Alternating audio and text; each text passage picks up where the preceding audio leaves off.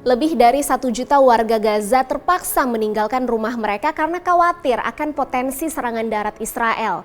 Ada yang tinggal di tenda penampungan hingga sekolah-sekolah yang dikelola oleh Perserikatan Bangsa-Bangsa atau PBB.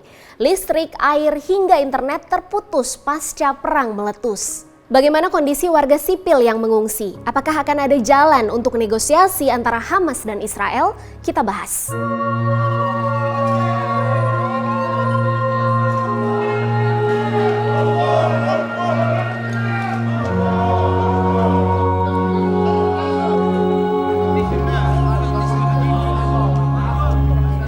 والله جوعنا والله انتكبنا والله الصغار مش ملاقيين ياكل عمال بنخبز على النار ولا ملاقيين غاز ولا ميه ولا اكل ولا شرب ولا اي حاجه من كانها. يا اخي احنا متنا من الجوع، احنا ما فيش عندنا اكل، احنا ضربنا راحت والاولاد صغار ولا راحوا ما تمش بني ادم. Pada akhir pekan lalu, Israel menyerukan agar warga sipil Palestina segera dievakuasi ke selatan Gaza.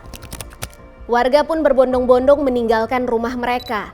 Namun kini mereka menghadapi kekurangan air dan listrik di tengah pengungsian. Hingga 16 Oktober 2024, serangan Hamas menewaskan sekitar 1.400 warga Israel. Sebaliknya, Israel membalas Hamas dengan serangan udara yang menewaskan sekitar 2.670 warga Gaza yang berpotensi terus bertambah. Para korban tewas termasuk wanita dan anak-anak. Diketahui jumlah populasi di Gaza yang dikuasai oleh Hamas sebanyak lebih dari 2 juta orang. Pengiriman bantuan kemanusiaan yang sangat dibutuhkan para pengungsi terhambat karena pengepungan yang dilakukan oleh pasukan Israel.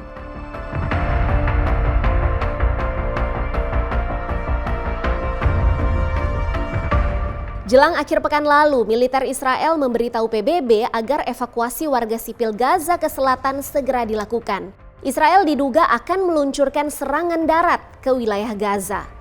Israel memang belum meluncurkan serangan darat ke Gaza, namun tank dan pasukan cadangan Israel telah berada di perbatasan Gaza sejak pekan lalu. Serangan darat Israel disebut tinggal menunggu lampu hijau usai negosiasi politik yang dilakukan para pemangku kepentingan di Gaza. Selain darurat air dan listrik, Gaza pun darurat pasokan obat-obatan. Pihak medis di Gaza khawatir ribuan orang akan kehilangan nyawa sebab banyak rumah sakit yang merawat korban luka akibat serangan mulai kekurangan obat. Bahan bakar generator habis. Bahkan salah satu rumah sakit di Gaza dipenuhi korban luka yang mayoritasnya adalah balita. Ratusan orang menderita cacat berat.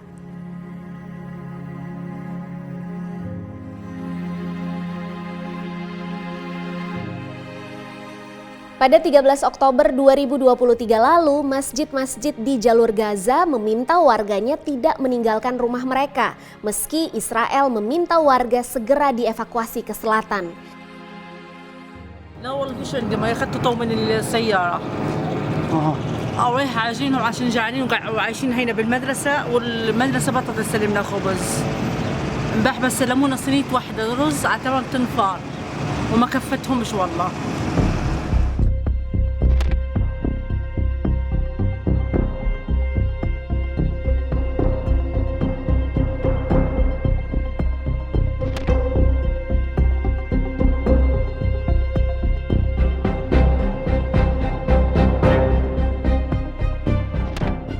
Juru bicara Kementerian Dalam Negeri Hamas meminta negara-negara Arab agar mendukung mereka melawan gempuran Israel.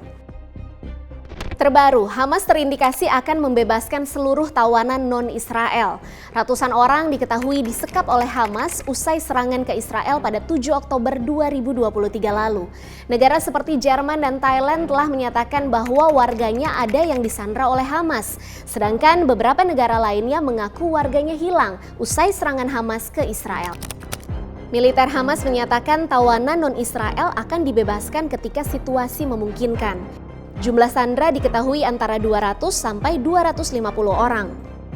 Pertukaran tawanan antara Hamas dan Israel pernah terjadi pada 2011 lalu.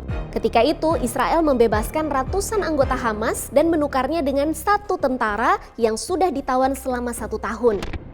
Seorang pejabat senior Hamas mengatakan warga asing bisa dibebaskan hanya apabila Israel menghentikan serangan di jalur Gaza.